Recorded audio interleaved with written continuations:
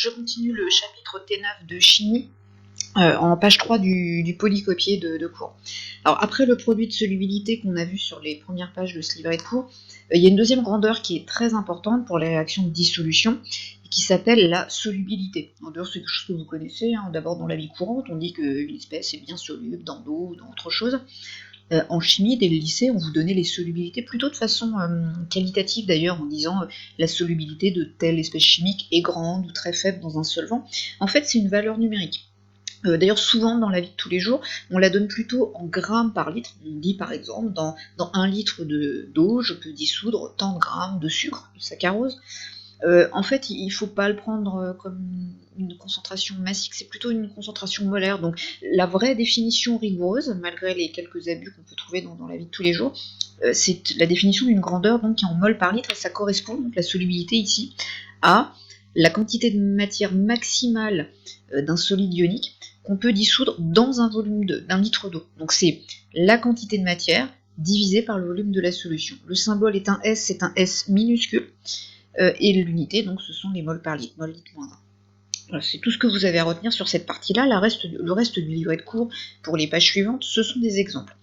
Alors on vous demande, dans la première application de cette page, de calculer la solubilité du chlorure d'argent dans l'eau pure. Donc là, l'exemple présenté est très important, c'est vraiment une méthodologie qu'il faut connaître par cœur, il faudra toujours présenter les choses de cette façon. Donc vous commencez en écrivant l'équation de la réaction de dissolution du chlorure d'argent, on l'a déjà fait sur les pages précédentes. Donc AgCl solide donne les ions Ag plus aqueux et Cl moins aqueux. Le Ks se trouve à partir du pKs, donc Ks vaut 10 puissance moins 9,75. Deuxième étape, vous faites le tableau d'avancement, forcément en quantité de matière, puisque le réactif c'est un solide, et pour un solide, la concentration n'est pas définie. Donc j'indique des quantités de matière en mol. Je ne connais pas ici initialement la quantité de matière de chlorure d'argent, donc je la note N0, je n'ai pas de valeur numérique. Par contre, je sais qu'au début, il n'y a aucun des deux ions qui est formé. Au bout d'un temps suffisamment long, suivant la vitesse à laquelle la réaction va se faire, il restera pour le solide une quantité de matière N0 moins xiec, qui ne sera pas nulle, parce que manifestement, vu la valeur de la constante d'équilibre, cette réaction n'est pas du tout totale, elle est très très limitée. Et pour les deux ions, les quantités de matière formées sont xiec et xiec. Ensuite, la troisième étape consiste à exprimer la solubilité. Donc on a dit dans la définition en haut de cette page que c'est la quantité de matière maximale du solide qui va s'être dissoute. Donc la quantité de matière maximale dissoute, d'abord elle est atteinte au bout d'un temps très long, donc il faut regarder la dernière ligne du tableau, et c'est bien la quantité de matière ici qui a disparu pour le réactif, le chlorure d'argent. Donc la solubilité c'est au final la quantité de matière xiec de solide qui se sera dissous sur le volume total de la solution que je note V. Si vous comparez aux quantités de matière dans l'état final des deux ions obtenus, xiec, c'est justement la quantité de matière de ces deux ions. Donc quand vous redivisez par le volume, vous trouvez les concentrations de chacun de ces deux ions dans l'état final, à l'équilibre. Donc la solubilité, c'est la concentration en ion Ag+, à l'équilibre, c'est aussi la concentration en ion chlorure Cl- à l'équilibre. Quatrième étape, vous passez par le produit de solubilité. Donc le produit de solubilité, c'est la constante d'équilibre associée à cette réaction-là. Je n'ai pas écrit ici au dénominateur le C0 au carré pour simplifier les écritures, il ne change rien, sa valeur numérique est égale à 1. Donc le Ks, ce sera le produit de la concentration de ces deux ions. Comme chaque concentration est égale à S, la solubilité, vous avez donc S fois S qui fait S au carré. Donc finalement, Ks est égal à S au carré. On connaît Ks, la valeur est ici. Vous cherchez S, donc S, c'est la racine carrée du Ks qui vous donne cette valeur numérique qui, pour une raison que j'ignore, a été doublée ici, peu importe. En tout cas, le résultat est bien celui-ci. Un autre exemple, toujours la même question, il faut trouver la solubilité, mais d'un autre solide ionique, le chromate d'argent, toujours dans l'eau pure. Donc, même méthode, je commence en écrivant l'équation de la réaction de dissolution. Le solide ionique donne les deux ions. Le Ks vaut 10 puissance moins 11,9.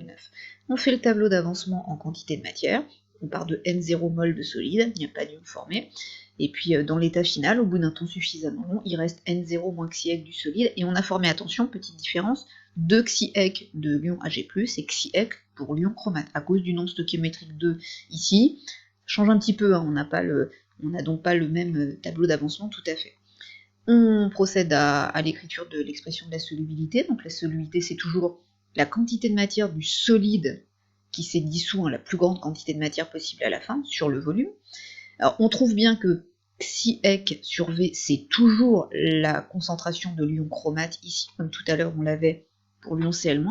Par contre, ce qui n'est plus vrai ici, c'est que ce n'est pas la concentration en ion Ag+, à l'équilibre, puisque au final, la quantité de matière d'ion Ag+, c'est 2 Xiec. Donc la concentration en ion argent au final, ce sera 2 Xiec sur V. Autrement dit, la concentration en ion Ag+, c'est 2 fois la solubilité. Donc S, c'est la concentration d'Ag+, divisée par 2.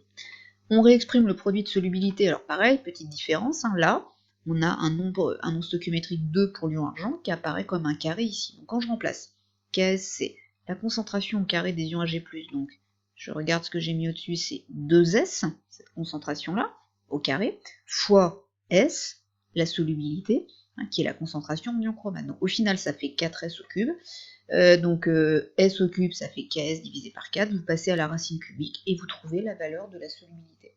Donc vous voyez que en fonction de la valeur du KS et puis aussi de l'écriture des équations de réaction, on ne trouve pas tout à fait les mêmes valeurs de solubilité. Hein. Tout à l'heure, pour la solubilité du chlorure d'argent, c'était 1,33 x 10-5 mol par litre, donc dans 1 litre d'eau pure, je ne peux dissoudre que 1,33 x 10-5 mol de chlorure d'argent, pas plus. Alors que là, toujours dans l'eau pure, pour le chromate d'argent, je peux en dissoudre un petit peu plus, même si les valeurs restent assez proches. Dernier exemple, qui est aussi un cas d'école, comme les deux que je viens de vous montrer, donc toujours la même question, calculer la solubilité, toujours du chlorure d'argent, on a l'impression de retomber un peu sur la même application que l'application numéro 3. Il y a évidemment une différence. Dans l'application 3, je vous demandais la solubilité du chlorure d'argent dans l'eau pure. Le solvant, c'était de l'eau, dans lequel on ajoutait le solide ionique chlorure d'argent. Là, on va le placer dans de l'eau salée, donc un volume V d'eau salée. Et dans l'eau salée, la concentration apportée en chlorure de sodium est de 1,0 x 10-2 mol par litre.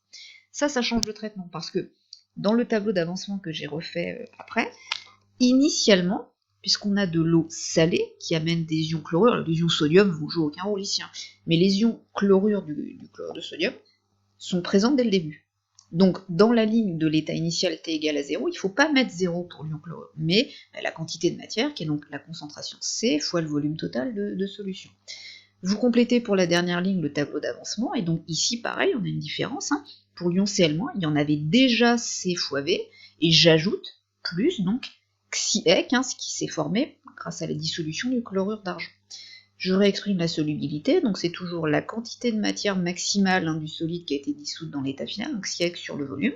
Donc c'est bien égal à la concentration en ion Ag+, hein, puisqu'au final on a une quantité de matière Xiec pour l'ion argent. Alors par contre, je ne peux pas écrire d'égalité, donc là il y a un et, hein. Je vois qu'au final, donc la concentration en ion chlorure, ce sera donc cette quantité de matière-là, divisée ici par le volume. Donc si je divise par le volume, donc C fois V plus Xiec sur V, ça fera donc C fois V sur V, il restera C, et plus Xiec sur V, Xiec sur V, c'est la solubilité.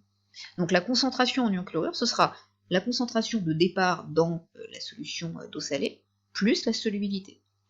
Donc si je réexprime le produit de solubilité, donc qui est toujours le produit des concentrations des deux ions, alors je remplace la concentration en ion Ag+, c'est S la solubilité, mais celle en Cl-, c'est pas tout à fait pareil qu'avant, c'est C plus S. Alors c'est pas forcément facile à résoudre, bien que, c'est faisable, on peut procéder de deux façons. Soit, donc l'inconnu ici, c'est la solubilité S. Vous connaissez KS et vous connaissez C, puisque la valeur était fournie ici dans l'énoncé, vous résolvez une équation du second degré. Ça marche, ça prend un petit peu de temps. Deuxième méthode, que l'on utilise en général, on fait une hypothèse, comme on avait déjà fait dans le chapitre sur les réactions acido-basiques, on fait l'hypothèse que la solubilité est très petite par rapport à la concentration C.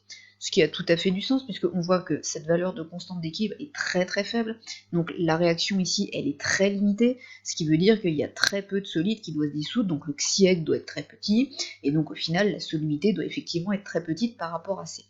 Donc en faisant cette hypothèse-là, finalement je peux ici négliger le terme de solubilité devant C. Donc il restera pour Ks, dans une expression qui bien sûr est une expression approchée, Ks ça deviendra S fois C. Et ça c'est plus simple à résoudre puisque la seule inconnue c'est S et puis c'est une équation du premier degré. Donc on trouve que S c'est Ks divisé par, une petite erreur ici, divisé par C, rectifierai ici, et on trouve donc que la solubilité c'est 1,8 x 10-8 mol litre moins 1. Vous aurez la bonne version sur ce qui sera consultable sur cahier de prépa. Donc vous voyez aussi que ça change quand même au niveau des valeurs, parce que tout à l'heure, Dans l'application 3, on avait calculé la solubilité du chlorure d'argent dans l'eau pure. On trouvait en gros, en travaillant en ordre de grandeur, 10-5 moles par litre. Donc, dans l'eau pure, je peux dissoudre au maximum 10-5 moles de chlorure d'argent. Par contre, quand je suis dans de l'eau salée, assez salée quand même, hein, la concentration n'est pas très très faible ici, hein. Dans l'eau salée, je ne peux plus en dissoudre qu'environ 10-8 moles par litre. Donc 1000 fois moins à peu près. En fait, c'est pas du tout surprenant puisqu'il y a déjà des ions chlorure dans la solution. Donc je vais plus vite atteindre l'équilibre et la situation de saturation, et il est normal que je dissolve moins du solide ionique puisque les ions chlorure étaient déjà présents. Cet effet-là porte un nom, donc qui est repris à la fin de la page 4. On appelle ça l'effet d'ion commun. Donc l'effet d'ion commun, alors ça fait référence au fait qu'il y a un ion commun entre la solution dans laquelle on va faire la dissolution et le solide ionique qui va, enfin l'ion formé par dissolution du solide ionique. Quand il y a un ion commun entre les deux, eh ben, la solubilité va effectivement varier, et en l'occurrence, vous avez vu qu'elle allait diminuer.